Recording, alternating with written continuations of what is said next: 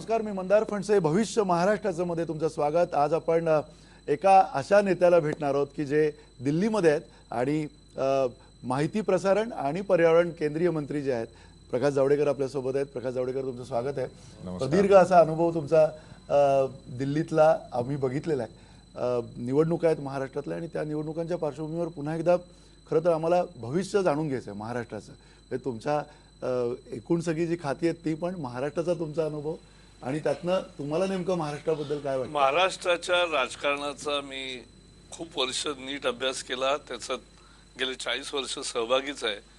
पण विशेषतः 80च्या निवडणुकीपासूनचं तर मला अगदी दर निवडणुकीचे माझे निष्कर्ष आणि अभ्यास त्यातला ठाम आहे. आणि त्यामध्ये मला असं वाटतं 78 साली एक पहिली मांडणी झाली, एक फेर मांडणी झाली राजकारणाची महाराष्ट्राच्या, ज्यावेळेला शरद पवार काँग्रेस सोडून आले आणि जनता पार्टीला स्वतःच्या बळावर 100 सीटा मिळाल्या. जनता पार्टी हा 4 पक्षांचा एकत्र झालेला पक्ष होता. शरद पवार आले, मुख्यमंत्री झाले, पुलोद सुरू झालं, पुलोद मग 80-85 चाललं आणि मग 90 पासून भाजप सेना युती सुरू झाली. काँग्रेस वरवर एक पक्ष होता तरी त्यात प्रत्यक्ष 2 पक्ष अस्तित्वात करत होते, त्यामुळे ती एका अर्थाने आघाडी होती. आणि आपल्याला आठवत असेल 95ला अंतर्गत बंडखोरीमुळे किती बंडखोर निवडून आले आणि 80च फक्त जागा काँग्रेसला मिळाल्या. एका अर्थाने आघाडी आणि विश्वास अविश्वासाचं युती आघाडी असं सगळं राजकारण, गठबंधन राजनीती अशी गेले 35 वर्ष महाराष्ट्रात चालली. या निवडणुकीत अचानक असं झालं की सगळे पक्ष आपापल्या ताकदीवर उभे आहेत. मला वाटतं ही एक, जसे हिंदी में कहते, करवट बदलली राजनीतीने. महाराष्ट्राच्या राजकारणाने एक कूस बदलली आणि ती कूस बदलल्यामुळे आता एक नवी संधी मतदारांना मिळाली. मतदार या 21व्या शतकातली ही निवडणूक आहे. त्यांच्या मागण्या गरिबाच्या सुद्धा प्रगतीच्या आहेत, सुशासनाच्या आहेत. आणि म्हणून यावेळेला भाजपला, एका पक्षाला पूर्ण बहुमत देऊन एक पक्षीय राजवट ही सुद्धा आणायची असाही एक जनतेचा कौल आहे. हा मला स्पष्टपणे दिसतो. दिल्लीमध्ये एक चांगलं आहे की आमची महायुती होती, शिवसेनेबरोबरच्या वाटाघाटी नाही सफल झाल्या, त्यामुळे ते नाही झाल्या, पण बाकी 4 पक्ष आमच्या बरोबर आहेत. बरोबर. दिल्लीमध्ये आता जी लोकसभा निवडणूक झाली आणि त्या लोकसभा निवडणुकीने हा सगळा ट्रेंड बदललेला आहे. गेल्या 30 वर्षामध्ये जे वेगवेगळ्या आघाड्यांचं सरकार असायचं त्याला एक वेगळा छेद देत एक पक्षीय सरकार भाजपचं दिल्लीमध्ये आता सत्तेवर आसनस्थ झालेलं आहे. तर या सगळ्या पार्श्वभूमीवर तुम्ही आधीच तयारी केली होती का एकटं जाण्याची? नाही, मला असं वाटत नाही, कारण आमचा प्रामाणिकपणाने प्रयत्न होता आणि तो आम्ही केला, तुमच्या समोर केला. म्हणजे त्यात काही लपून छपून काही केलं नाही आणि तो केला, परंतु ते नाही जमलं यावेळेला. आता एखादं आपण जमवत असतो ज्यावेळेला सोयरीक, तर एखाद वेळेला जमते, एखाद वेळेला नाही जमत, तर नाही जमली यावेळेला. पण आमचा कार्यक्रम, महाराष्ट्रासाठीचं व्हिजन पक्क तयार आहे. या निवडणुकीत म्हणजे आणखी एक भाग झाला. भाग असा झाला की जातीपातीच्या पलीकडे लोक मतं देतात. या कशाची मतं आहेत, हा कौल कुणाचा आहे? तुम्ही लक्षात घ्या, संबंध ग्रामीण महाराष्ट्र म्हणजे महाराष्ट्रातले आमचे प्रवक्ते सुद्धा 33च्या वर जात नव्हते, जागा बोलत नव्हते. 33-35 म्हणायचं, आम्ही डेअरिंग करून 36 म्हणलो, पण 42 कोणी म्हणत नव्हतं, पण झालं. गोर गरिबांनी दिलेला हा कौल आहे. कारण गरिबाला आकांक्षा आहेत. तुमच्या गाडीचा ड्रायव्हर जो असेल किंवा तुमच्या घरी काम करणारं कोणी असेल, त्यांना तुम्ही विचारात ते काय मागतात तुमच्याकडे. ते म्हणतात, साहेब तुमची एवढी चांगली ओळख आहे, आमच्या मुलीला चांगल्या शाळेत प्रवेश द्या. हे काय आहे? हे प्रगतीचं मागणं आहे. हे नव्या ॲस्पिरेशन्स आहेत. प्रगती करायची, आम्हाला स्वाभिमानाने जगायचं आहे, आम्हाला केवळ सरकारी मदतीवर जगायचं नाही, असा एक नवा विश्वास लोकांमध्ये तयार झालाय. त्यांना मोदी हे नेते वाटतात की जे हे स्वप्न सत्यात आणू शकतील आणि म्हणून त्यांना मिळालेला हा कौल आहे. आणि तो ट्रेंड या विधानसभेतही चालू राहणार आहे, प्रगतीसाठी, सुशासनासाठी. आणि हे जे 15 वर्ष लोकांनी लुटीचं राज्य बघितलं ते घालवण्यासाठी असं यावेळेला मतदान होईल. तुम्ही म्हटलंय सुशासन, कदाचित त्या मुद्द्यावरती आपण अजून थोड्या वेळाने येऊ. पण जो प्रगतीचा मुद्दा आहे, आता नरेंद्र मोदी पण म्हटले की विकास हा जनआंदोलनासारखा पसरला पाहिजे, सर्वदूर गेला पाहिजे. पण महाराष्ट्रातला जो काही विकास आहे, महाराष्ट्रातली कोकणपट्टी आहे, पर्यावरणाचे विषय आहेत, विकासाचा वरवंटा होईल अशी एक साधारण भीती व्यक्त केली जाते सार्वत्रिक. त्याच्याबद्दल तुमचं काय मत आहे? नाही, मला असं वाटत नाही. मी तर, माझी पहिली घोषणा अशी आहे की डेव्हलपमेंट विदाउट डिस्ट्रक्शन, पर्यावरण रक्षण आणि विकास दोनों साथ साथ, दोन्ही हातात हात घालून हे समतोल साधता येतो. पण आणि आपल्याकडे याच- तो साधला जात नाही, नाही. पण तो आपल्याकडे आम्ही विकास साधू. विकास हा विनाशाकडे नेणारा नाही. असंच ठरत चाललं. मला असं वाटत नाही.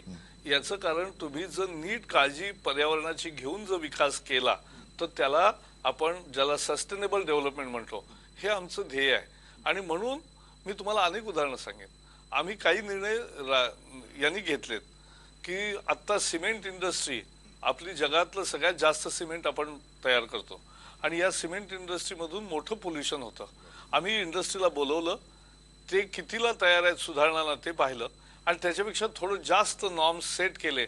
We have made the norms for cement pollution more stringent. ते हे आम्ही आता केलं.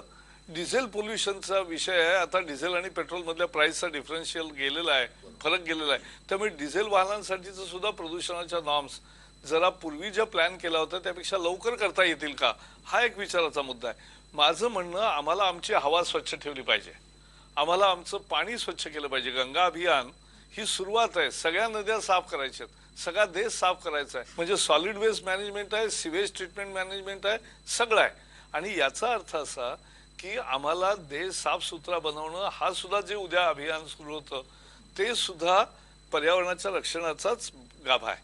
आणि म्हणून सस्टेनेबल डेव्हलपमेंट इज अवर गोल. पर्यावरणाचा एकूणच आता ज्या पद्धतीने तुम्ही विचार मांडलेला आहे, आता महाराष्ट्राच्या दृष्टीने जर बघितलं आपण पश्चिम घाटपासून तर अनेक असे आपले जैवसमृद्ध भाग आहे, इवन आपली किनारपट्टी पूर्ण, तर या सगळ्या परिसरामध्ये ज्या पद्धतीने प्रदूषणाचं प्रमाण वाढत चाललंय दिवसेंदिवस, तर ते रोखण्यासाठी जी एक पद्धत किंवा जी एक सिस्टीम महाराष्ट्र सरकारने करायला पाहिजे होती ती करताना केलेली दिसत नाही. त्यामुळे म्हणून आमचं महाराष्ट्रात नवं सरकार येईल ते पर्यावरणाला अनुकूल असे निर्णय घेतील आणि विकासालाही अनुकूल असे निर्णय घेतील. आपल्याकडे काय आहे, एकदम हे टोक नाही तर ते टोक. म्हणजे जयराम रमेश यांनी आचरटपणा काय केला, कुणाचं तरी पत्र आलं म्हणून म्हटले संबंध सिंधुदुर्ग आणि रत्नागिरी दोन्ही जिल्ह्यातल्या सगळ्या भागात विकास कामाला बंदी.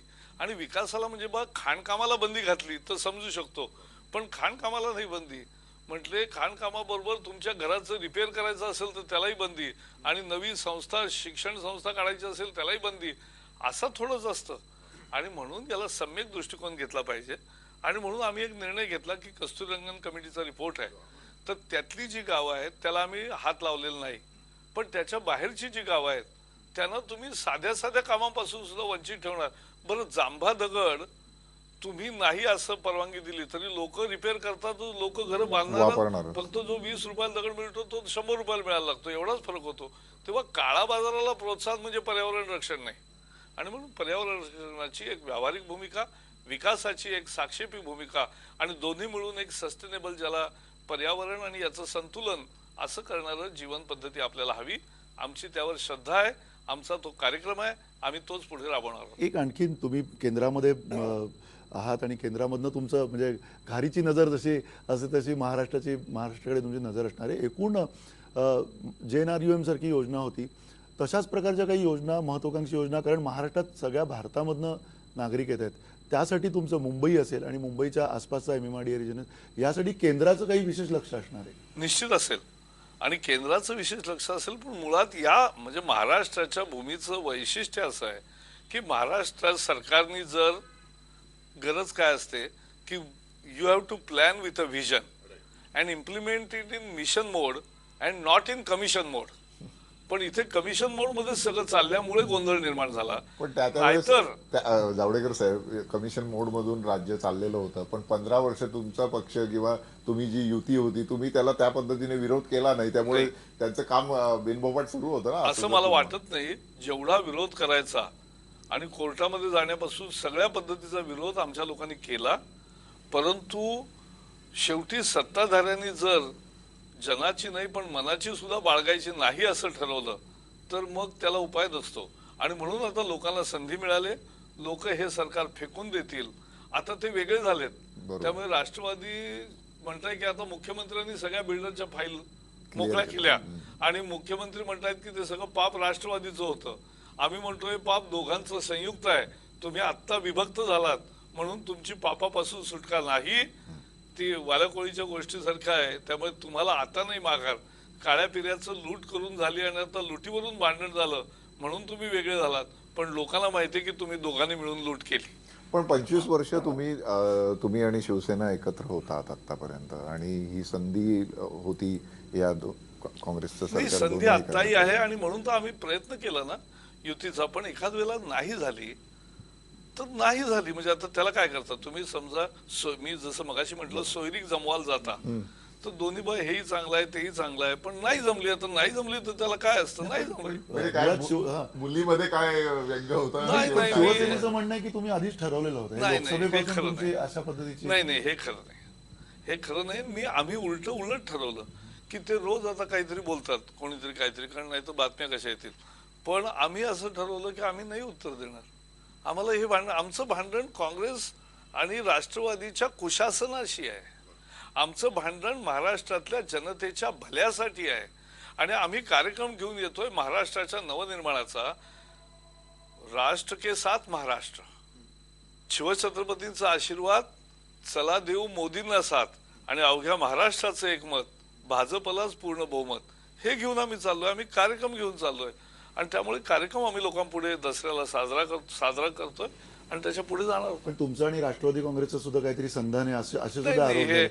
याच्या पवारांनी पण इतकं डिनाय केलेत, पण तर तरी मला सुद्धा नाही डिनाय काय, म्हणजे याच्या इतका तर विचित्र आरोपच असू शकत नाही.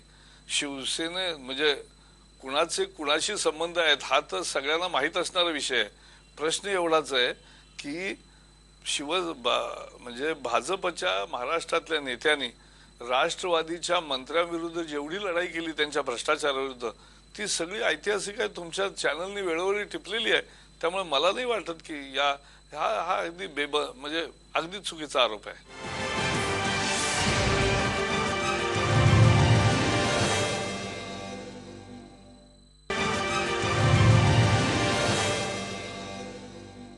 एक मुद्दा नेहमीच येईल या नंतरच्या प्रचारात सुद्धा तुम्हाला तो विचारला जाईल पत्रकारांकडून, की जर भाजपला पूर्ण बहुमत नाही मिळालं तर कुणाची मदत घेतली जाईल? नाही नाही, असं होणारच नाही.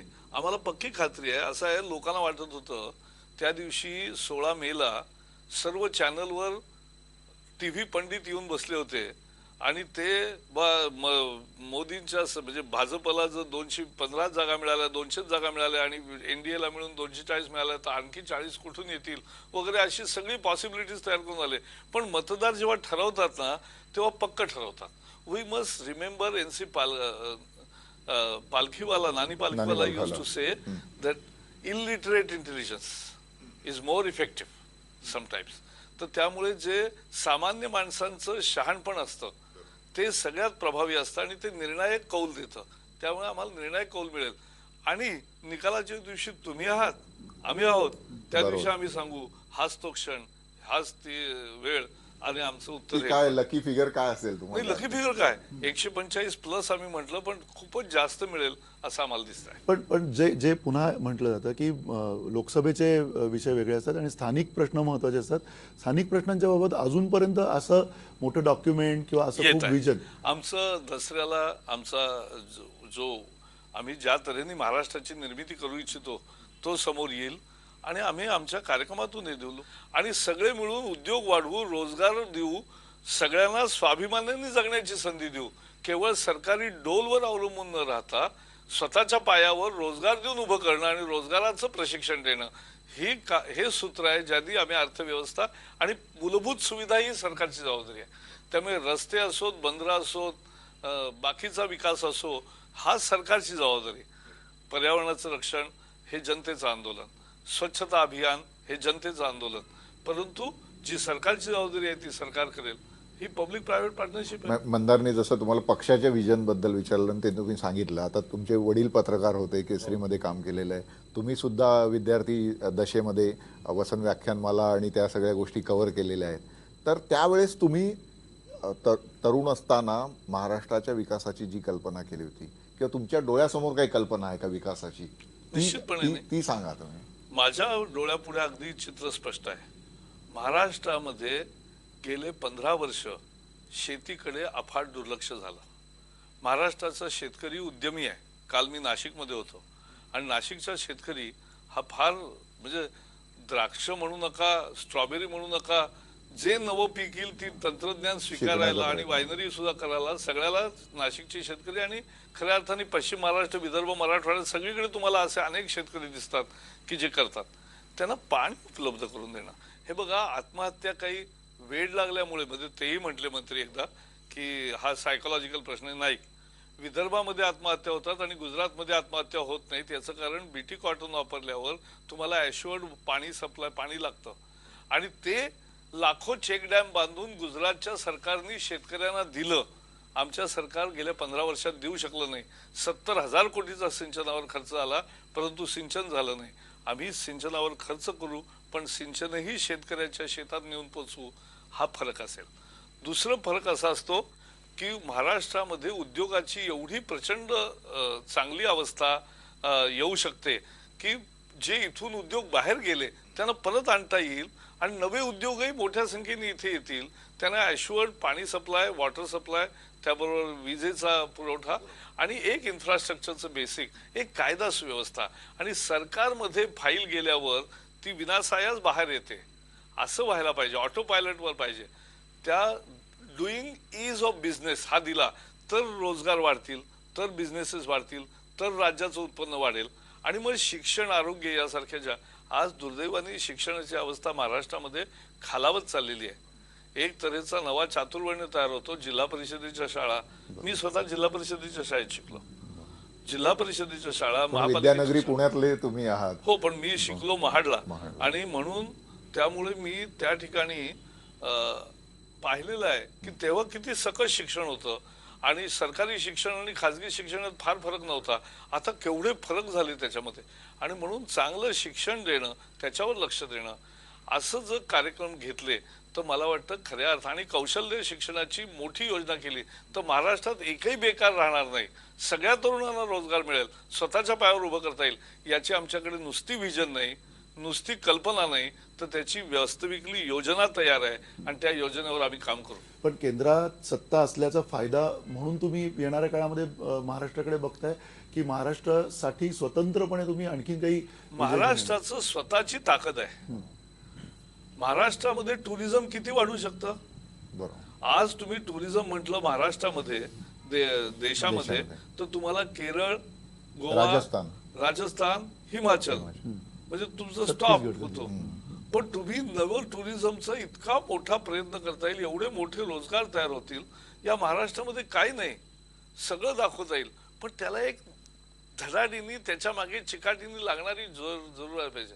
आणि म्हणून पर्यटनावरही आमचा जोर देशभर आहे, महाराष्ट्रातही राहील. कारण हे रोजगार निर्माण करणारी क्षेत्र आहे. आणि म्हणून शेतीत सुधारणा, पर्यटनाला चालना, उद्योगांना पुन्हा आणणं, विश्वास देणं आणि एक गुंतवणूक सदृश्य वातावरण चांगलं तयार करणं आणि सरकार मुळात असं चालवणं की ज्यांनी पारदर्शी कारभार चालेल, ज्याने मी म्हटलं तसं ऑटो पायलटवर विमान चालतं तसं सरकार चाललं पाहिजे. लोकांना मंत्रालयात यायला लागता कामा नये.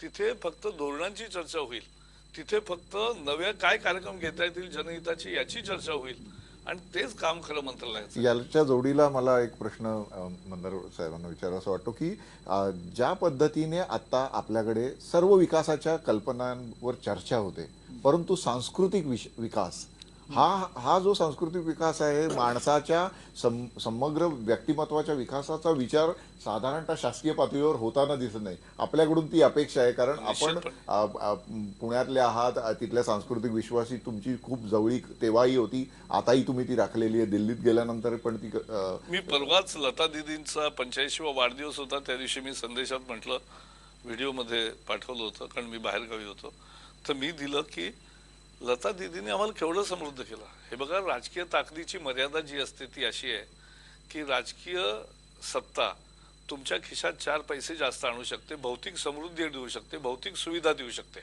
पण का जगावं, कसं जगावं आणि समृद्ध कसं जगावं हे कलाकार आणि अध्यात्म दोन शिकवतात. आणि म्हणून कलाकार आणि अध्यात्म या दोन्हीचं महत्व आहे आयुष्यामध्ये. ते का आणि कसं जगावं, ते समृद्ध जगण्याचा मार्ग हा, आमची सत्ता जिथे संपते तिथे त्यांची हद्द सुरू होते. आणि म्हणून त्याला प्रोत्साहन मिळणं, सगळ्या अर्थाने त्यांचा सन्मान राखणं, आमच्या सरकारी पद्धती आहेत ना त्या मला फार वाईट.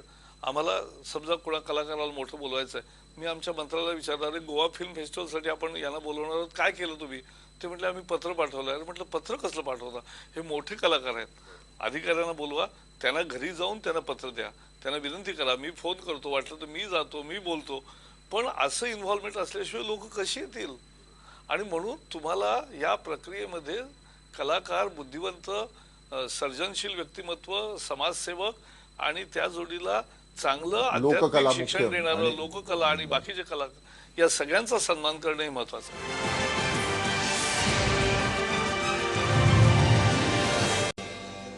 ब्रेकनंतर तुमचं पुन्हा एकदा स्वागत. आपण केंद्रीय मंत्री प्रकाश जावडेकर यांच्याशी गप्पा मारतोय, चर्चा करतोय. त्यांच्याकडून महाराष्ट्राचं भविष्य काय आहे ते आपण समजून घेतोय. अर्थातच जसं तुम्ही म्हटलात मगाशी की प्रशासन आणि जे काही सुशासन आहे त्याच्यासाठी एक खंबीरपणे हे सगळं चालवण्यासाठी एक व्यक्ती लागते, जो सुरुवातीपासूनचा एक हे दिसला. जसं लोकसभेला किमान मोदी समोर होते, सगळ्या देशाच्या समोर एक मोदींचा चेहरा होता, त्यांनी दिलेलं एक गुजरात मॉडेल होतं. त्याच्या व्यतिरिक्त महाराष्ट्रामध्ये आज कोणी चेहरा तसा समोर आणण्यात आला नाही का? त्याचं कारण काय? नाही, तुम्ही मला सुरुवात केलीत की मी तुम्हाला कटू किंवा कठीण प्रश्न विचारेन, तर मला हा उलट चांगला प्रश्न विचारला तसं वाटतं. याचं कारण लोकांच्या मनामध्ये हा प्रश्न स्वाभाविक आहे येणं, आणि मला उलट तुमच्या प्रश्नामुळे उत्तर देण्याची संधी मिळाली. बरं झालं विचारलं. प्रश्न असा आहे की महाराष्ट्रामध्ये मला आठवून सांगा, 1960 पासून इतक्या निवडणुका झाल्या, त्या निवडणुकामध्ये कुठल्या पक्षांनी कधी मुख्यमंत्री कोण म्हणून जाहीर केलं होतं? नाही, पण फार क्वचित. मी सांगतो तुम्ही ना, चेहरा द्यायचा नाही, त्यावेळेला तुम्ही म्हणाले नाही, चेहरा तुम्ही फार समोर कमी आणायचा. वेळेला, 2014 मध्ये चेहरा आपण आणला होता फार समोर. कमी वेळेला नाही. ऑल इंडियाचं वेगळं, मी महाराष्ट्रातलं सांगतोय. महाराष्ट्रामध्ये 90, 95, 99, 2004, 2009 कुठल्या निवडणुकीत काँग्रेस, राष्ट्रवादी, शिवसेना, भाजपने मुख्यमंत्री आपण जाहीर जे केले? म्हणतो नाही केलं. 2014 नंतर सगळं बदललं. नाही, नाही, यावेळेस उद्धव ठाकरे स्वतः म्हणाले होते मी मुख्यमंत्री होणार नाही, आहे. ते वेगळं. आता यावेळेला सगळ्यांना नाही, वेगळं ताजं व्हायचं आहे, ताजं आपलं नाही, इतिहासात सगळं जाण्यापेक्षा. यावेळेला वेगळं व्हायचं असल्यामुळे आता ते वेगळं झाल्यावर काय असं म्हणेन, हा एक वेगळा मुद्दा आहे. पण माझं म्हणणं असं की यावेळेला आता वेगळे पक्ष लढतील, ते आपले उमेदवार घोषित करू शकतात, पण हा नीतीचा भाग नसतो, हा रणनीतीचा भाग असतो. काही राज्यांमध्ये आम्ही नेता जाहीर करतो, त्या राज्याची एक प्रकृती असते राजकीय. या ठिकाणी लोक धोरणावर, कार्यक्रमावर, पक्षाला आणि कार्यक्रमाच्या आधारे मतं देतात, आणि त्यामुळे इथे केवळ चेहरा पाहून मत देत नाहीत. इथे लोकांना आम्ही सांगतो की मोदींनी जसं चांगलं सरकार चालवलं तसंच चांगलं सरकार चालवणार आहे भाजप या ठिकाणी, आणि म्हणून भाजपला मतं द्या. नवीन जे लोक आलेले आहेत, 18 जवळजवळ मोठे नेते वेगवेगळ्या पक्षातून तुमच्याकडे येऊन दाखल झालेले आहेत. 250 पैकी 250 पैकी 250 जागा आम्ही लढतोय. त्यातले 10, 12, 15 उमेदवार जरूर बाहेरच्या पक्षातून आलेले आहेत, पण 235 बाबा माझे स्वतःचे रोज काम करणारे कार्यकर्ते आहेत. तो दॅट डिफाईन्स माय कॅरेक्टर. त्यामुळे त्यातून माझं स्वरूप पक्षाचं तयार होतं. नाही, हे जे समजा आपण 235 जे भाजपचे हार्डकोर कार्यकर्ते आहेत आणि त्यांना आता प्रत्यक्ष लढण्याची संधी मिळालेली आहे, तर ही गेली 25 वर्ष त्यांना संधी मिळालेली नव्हती आणि आता संधी मिळालेली आहे, तर याचा फीडबॅक काय आहे? नाही, याचा फीडबॅक तर एका अर्थाने ज्याला लढवायला मिळतो तो चांगलाच असतो. आणि निवडणुकीचं एक सगळ्यात वैशिष्ट्य असं असतं की कुठल्याही पक्षाचा, इव्हन अपक्ष सुद्धा उमेदवार असला, तो निवडणुकीवर म्हणतो मी जिंकणारच आहे. निवडणुकीत एकच जिंकत असतो, पण त्याची आशा अमर असते. त्यामुळे तो मुद्दा नाही. आता मुद्दा आहे महत्वाचा की यावेळेला सगळीकडे आमचे लोक उभे राहिले, कारण तिथे नगरपालिका, पंचायत समिती, जिल्हा परिषद निवडणूक आम्ही लढवतच होतो. परंतु यावेळेला आता विधानसभेच्याही निवडणुका वेगळ्या लढवल्यात, त्यामुळे त्याचं आम्हाला निश्चितपणाने कार्यकर्त्यांमध्ये थोडा जास्त उत्साह असतो, तो आहे. जो एक भाजप म्हणजे शेटजी भटजींचा असा आरोप सातत्यानं केला असं गेला. कोणी केलं नाही. आता उलट आहे. आता म्हणजे लोकमान्यानं तेला तांबूळाचे पुढारी म्हणायचे, आमचा 18 पगड जातीचा पक्ष केव्हाच आहे, त्यामुळे तसा काही मुद्दा नाही.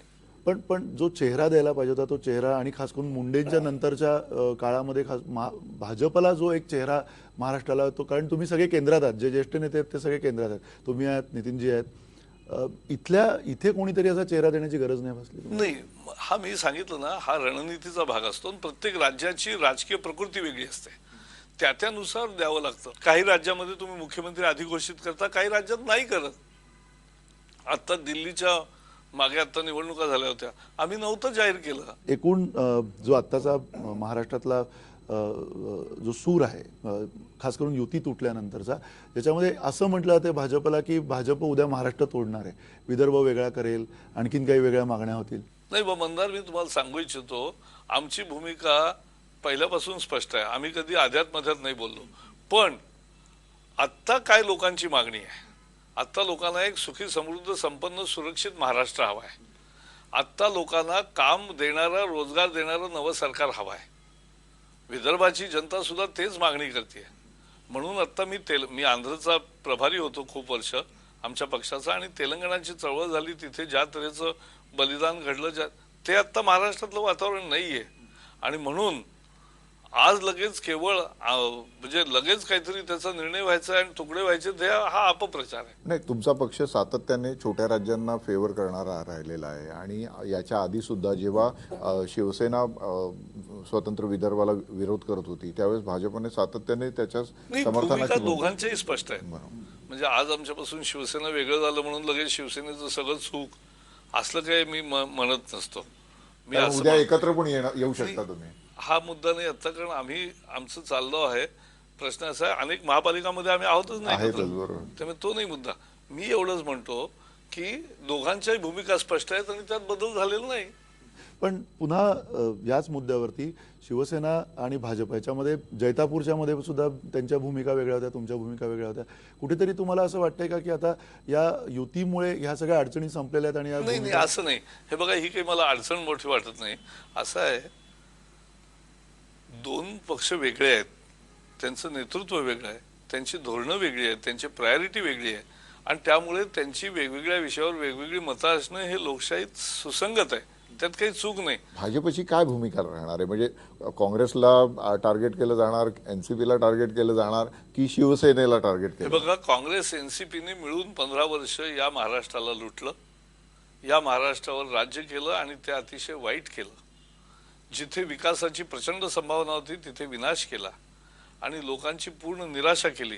तेव्हा त्यांच्या कुशासनाविरुद्धच आमचा लढा आहे आणि आम्ही तो त्याच पद्धतीने लढवणार. बाकी छोटे मोठे वाद विवाद कोणी काढत राहील त्याच्याकडे आम्ही दुर्लक्ष करू इच्छितो. अर्थातच केंद्रातलं सरकार आणि महाराष्ट्र केंद्र आणि राज्य संबंधातल्या ह्याच्यामध्ये आज स्वाभिमानी शेतकरी संघटना तुमच्यासोबत आहे. शेतकऱ्यांचं धोरण बऱ्याचदा, जसं कांदा, आज जो आरोप केला जातो, अगदी शरद पवारांनी सुद्धा आरोप केला तुमच्यावरती की कांदा आयात करायला लागला आणि इथे कांदा उत्पादक जे आहेत ते मरतायत. भाजपच्या केंद्रातल्या सरकारला अजिबात शेतीतलं काही कळत नाही. साखरेचा सुद्धा तोच आक्षेप आहे. इतके वर्ष शरद पवार स्वतः कृषी मंत्री होते, का नाही कांद्याला हमीभाव दिला? का नाही दिला? आम्ही मागणी केली की शेतकऱ्याला उत्पादन खर्चावर आधारित किफायतशीर भाव मिळाला पाहिजे. स्वामीनाथन कमिशननी, मी स्वतः प्रत्येक अधिवेशनात हा प्रश्न शरद पवारांपुढे मांडला की स्वामीनाथन कमिशनच्या शिफारशी तुम्ही 50% उत्पादन खर्च अधिक 50% ही का स्वीकारत नाही? त्यांनी स्पष्ट उत्तर दिलं, आम्ही हे स्वीकारणार नाही. म्हणजे ज्यांनी शेतकऱ्याचं अहित केलं, ज्यांनी शेतकऱ्याच्या हितावर निखारे ठेवले, ते आता इथे येऊन शेतकऱ्याच्या नावाने गळा काढतील तर लोक आता फसणार नाहीत. असं आहे, शरद पवारांची दोन रूपं असतात. ते जेव्हा दिल्लीमध्ये सत्तेत बसतात तेव्हा ते वेगळे निर्णय घेतात, इथे येऊन वेगळं बोलतात. ते 4.5 वर्ष सेक्युलर असतात आणि शेवटचे 4 महिने जाती असतात. काँग्रेस सरकारने जाता जाता मराठा आरक्षण असेल, धनगर आरक्षण असेल, मुस्लिमांसाठी असेल, हे सगळे ज्या निर्णयाची प्रक्रिया जी सुरू केलेली आहे त्याचं भविष्य काय असेल तुम्ही सत्तेत आल्यानंतर? मराठा आरक्षणाच्या बाबतीत तर आमची भूमिका स्पष्ट आहे, आम्ही पाठिंबा दिलाय. असं आहे, समाजाच्या सगळ्या घटकांना विकास झाला पाहिजे. धनगर आरक्षणामध्ये सुद्धा मूळ आदिवासींच्या आरक्षणाला धक्का न लावता त्यांना वेगळं आरक्षण कसं देता येईल त्या कॅटेगरीमध्ये, यासाठीच आमचं सातत्याने महाराष्ट्राची भूमिका राहिलेली आहे. आणि म्हणून हेच नाही, मला तर वाटतं आर्थिक दुर्बल जे आहेत, म्हणजे जात विरहित त्यांनाही अधिकचं आरक्षण, 50% आरक्षण जे आहे ते जातीवर आधारित आरक्षणाची ती मर्यादा आहे. पण जातीविहीन गरीबाला सुद्धा न्याय मिळाला पाहिजे, वाटा मिळाला पाहिजे, अशा स्वरूपाची भूमिका आम्ही अनेक राज्यांमध्ये घेतली, बिलं केली. नियोजन, प्रशासन, प्रयत्न, राजकीय इच्छाशक्ती, या सगळ्या गोष्टींची चर्चा मोदींच्या आगमनानंतर, म्हणजे जे राजकीय क्षितिजावर त्यांचा प्रवास जसा सुरू झाला आणि आता पंतप्रधान झाल्यानंतर या गोष्टीची चर्चा मोठ्या प्रमाणात सुरू आहे. तर महाराष्ट्रामध्ये या सगळ्या गोष्टी चं प्रतिबिंब पाडण्यासाठी आता तुम्ही जे विजन डॉक्युमेंट घेऊन येत आहात त्याच्यामध्ये काय विशेष आहे ते सांगा. नाही, मुख्य विशेषता हीच आहे की तुम्ही प्रत्येक माणसामध्ये एक जबरदस्त शक्ती असते, उत्पादक. त्या उत्पादक शक्तीला आवाहन करता, त्या उत्पादक शक्तीला संधी देता. तुम्ही ज्या सबसिडी द्याल त्या सबसिडी उत्पादकता वाढवणाऱ्या हव्यात, आळस वाढवणाऱ्या नकोत. पुन्हा पुन्हा तुम्ही टक्केवारी म्हटलात, इन्फ्रास्ट्रक्चरची सगळी ग्रोथ आहे, टोलमध्ये लोक अक्षरशः विटलेली आहेत, रस्ते खराब आहेत, टोल देत आहेत, पण मुंबईसारखा अत्यंत खड्ड्याचा सगळा प्रदेश झालेला आहे. म्हणजे हे सगळं आता आहे, हे तुम्ही बदलणार कसं आहे? कारण शेवटी हीच व्यवस्था असणार आहे. दुर्दैवाने आपल्याकडे 30,000 वाहनं जात असतील तर 20,000 वाहनं दाखवून व 15,000 वाहनं दाखवून लुटीतला वाटा हे गणित जे टोलचं झालं त्यांनी लोक हैराण झालेत. तुम्ही जर चिप्स बसवलेत आणि ज्या अगदी सोप्या आहेत, आता मोबाईलमध्ये आहेत, त्या चिप्समध्ये तुम्ही तुमचं कुपन रिचार्ज करून ठेवलं, 1,000 रुपयाचं भरून ठेवलं, तर तुम्ही ज्या टोलवरून जाल तिथे तुमचं डेबिट पडेल. आणि हे इतकं आसान आहे, सगळ्या प्रगत देशांमध्ये आणि सगळ्या देशामध्ये आहे, ते आमच्याही देशामध्ये होईल. आतापर्यंत त्याच्यासाठी राजकीय इच्छाशक्ती नव्हती. आणखीन जसं नरेंद्र मोदी आल्यानंतर विकासाचा सगळा म्हणजे पूर्ण जो काही हे तयार झालेला आहे, एक अजेंडा तयार झालेला आहे, महाराष्ट्रात असेल देशभरात असेल, ह्या अजेंडाच्या पार्श्वभूमीवर हिंदुत्व आता गरजेचं नाहीये म्हणून तुमची युती जी आहे ती तोडण्याचा निर्णय झाला. नाही देखो, हे बघा, हिंदुत्व म्हणजे काय, हा कुठल्या धर्माचा विचार नाही. हा या सुप्रीम कोर्टाने मनोहर जोशींच्या खटल्यामध्ये जो निकाल दिला त्यामध्ये सर्वोच्च न्यायालयाने असं म्हटलं की Hindutva is way of life of this country. ही या देशाची जीवनशैली व जीवन पद्धतीचं नाव आहे. पण पुन्हा तुम्ही म्हणजे माहिती प्रसारण खात्याच्या ह्याच्यानी तुम्हाला विचारायचं आहे की जी असेंब्ली चालते इथे, जे काही विधान भवनातलं कामकाज चालतं लोकांपर्यंत पोहोचत नाही, कुठेतरी एका विशिष्ट इमारतीमध्ये ते चाललेलं असतं आणि त्याच्यातनं सगळं कामकाज लोकांपर्यंत, म्हणजे लोकसभा आणि राज्यसभेत लोकसभा राज्यसभा दिसत तसं की मला राज्य तरी राज्यामध्ये असं करू. पण माझा पाठिंबा आहे. फक्त हे कसं आहे, तिथेही लोकसभा आणि राज्यसभा सेपरेट टीव्ही आहे. बरोबर. म्हणजे तो दूरदर्शनचा भाग नाही, तो सरकारी नियंत्रणात नाही, तो लोकसभा आणि राज्यसभेच्या सभापती आणि अध्यक्षांनी चालू केलेला उपक्रम आहे. आणि असा उपक्रम महाराष्ट्रामध्ये सगळ्यांना पाहिजे असेल तर जरूर व्हायला पाहिजे असं माझं मत आहे. आम्ही मध्य प्रदेशामध्ये हा उपक्रम आता सुरू केला, चांगल्या पद्धतीने मध्य प्रदेश टीव्ही, विधानसभा टीव्ही हा सुरू होतोय. असं काही राज्यांमध्ये आहे. आणि महाराष्ट्र विधिमंडळ टीव्ही तुम्ही सुरू करणार का? हा, म्हणजे लोकांना काय चालतं त्यातलं ते कळलं तरी पाहिजे. विधिमंडळाचं सगळं कामकाज हे अध्यक्षांच्या आणि विधान परिषदेचे सभापतींच्या अधिपत्याखाली होत असतं. त्यामुळे उद्या टीव्ही जरी निघाला तरी तो त्यांच्या अधिपत्याखाली असेल. पण उद्या तुम्ही जसं म्हणताय की तुम्ही सत्तेवर येणार आहात, तुमची भूमिका याबाबतची नाही, मी म्हटलं ना, आमचा पाठिंबा आहे उलट. आणि उलट आम्ही मध्य प्रदेशात आता केलाय, हेच तुम्ही सांगतोय. भविष्य महाराष्ट्रामध्ये तुम्हाला अगदी शेवटचा एक प्रश्न विचारतो, तो हाच आहे की अगदी प्रायोरिटीच्या महाराष्ट्र उद्या जर बदलायचा झाला, कुठल्या 3 गोष्टी अशा दिसतात तुम्हाला की ज्या प्रायोरिटीच्या असतील, प्राथमिकतेच्या असतील? मला वाटतं महाराष्ट्रामधली सगळ्यात मोठी प्रायोरिटी आहे शेतीच्या मध्ये जबरदस्त पुन्हा सुधारणा घडवून आणणं, पडीक जमीन लागवडीखाली आणणं, जंगल जमिनीवर खरं जंगल उभं करणं. दुसऱ्या बाजूनी पाण्याचा पर ड्रॉप मोर क्रॉप हा नारा घेऊन पाण्याच्या काटकसरीने वापर करून, किफायतशीर वापर करून करणं, शेतकऱ्याला न्याय देणं, किफायतशीर किंमत देणं, हे एका बाजूनी ग्रामीण चित्र वास्तविकता बदलणं आहे अर्थव्यवस्था. आणि दुसऱ्या बाजूनी उद्योगाची गुंतवणूक आणणं, पायाभूत सुविधा वाढवणं, हे मला वाटतं 3 सगळ्यात प्रायोरिटीचे भाग आहेत. आणि शिक्षण आणि आरोग्य सेवा पुन्हा एकदा मूळ पदावर आणि चांगल्या पद्धतीचे आणून, एक मला विश्वास आहे की लाखो शिक्षक आहेत, त्यांच्यात पुन्हा एकदा प्रेरणा भरता येऊ शकते. पुन्हा एकदा त्यांना सांगता येऊ शकतं की तुम्ही देशसेवा करताय, केवळ नोकरी नाही करतात, केवळ चाकरी नाही करतात. हे केलं तर आमची भावी पिढी बदलेल, घडेल. आणि म्हणून ते घडवण्यासाठी आम्ही संकल्पबद्ध आहोत. धन्यवाद प्रकाशजी, तुम्ही आमच्याशी बोललात आणि अगदी परखड तुम्ही सगळ्या प्रश्नांना उत्तरं जी आम्हाला अपेक्षित होती ती दिलेली आहेत. तुम्ही सांगितलेलं भविष्य महाराष्ट्राचं जे आहे ते तसंच आपण अधिक वेगवेगळ्या राजकीय पक्षांच्या नेत्यांशी सुद्धा असंच त्यांच्या मनातलं जे काही भविष्य आहे महाराष्ट्राचं ते जाणून घेऊयात. तुर्तास इथे थांबूया. धन्यवाद, नमस्कार.